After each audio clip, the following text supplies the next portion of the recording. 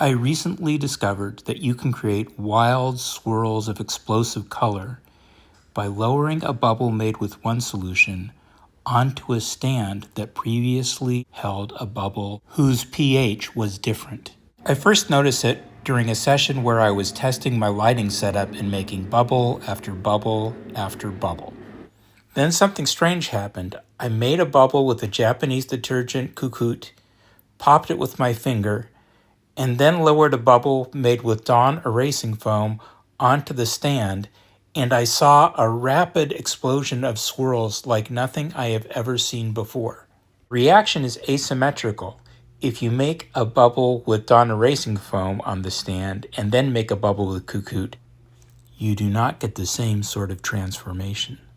Something else that shocked me was that the tiny amount of residual bubble juice on the stand is enough to transform a thick filmed bubble like the one we see above into a very thin filmed bubble almost instantaneously.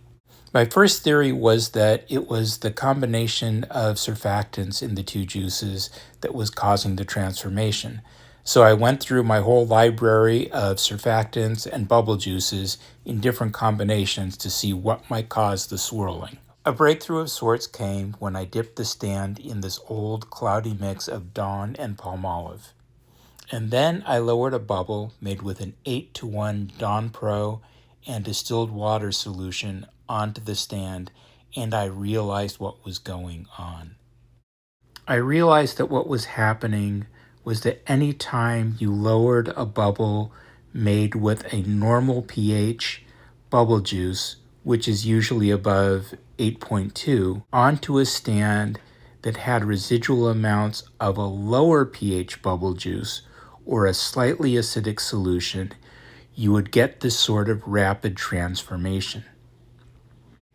The cause of the initial transformation was that Kukut, unlike most detergents, is pH adjusted down into the 7.2 to 7.4 range. Hopefully, this puts to rest the question of whether pH adjustment can be impactful on bubble juice. Bubble on.